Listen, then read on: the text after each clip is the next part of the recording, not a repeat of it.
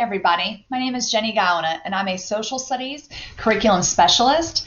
And this video is going to be discussing Activity 8, questions that you could possibly ask an archaeologist. And this coincides and partners with the Porch Talk book, A Conversation About Archaeology in the Texas Panhandle. The objective of Activity 8 is for students to analyze questions from professionals and then to create their own historical questions based on either what they know about archaeology or what they would like to know. If you'll notice at the bottom of the page, we do have the 7th grade Texas history standards that coincide with this activity. So in the educator's guide for this activity, for Activity 8, we have a question ranking handout. So we already have some questions that are made. They just have to rank them on which question they would most likely want to ask to least likely want to ask. And then a question creation tool for them to make their own questions. There is a reading strategy that coincides with this section of the Porch Talk book. The section that students would focus on for this particular activity would be the unanswered questions chapter.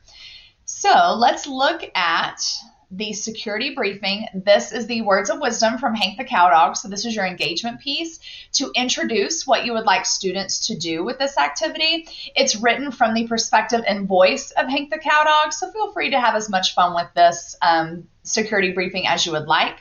This also can be given as a student activity instructions, as a station, or as a center. Here is the list of questions. So the task for students is to rank these questions from 1 to 8. Now, the 1 would be the question that they would most want the answer to, and 8 would be the question they would least want the answer to. And then at the end, they have to justify the questions that they chose. So it has a nice little sentence stem for them to use. I ranked blank as the most important question because. So they have to justify their reasoning. And then they have to do the same for the least important question.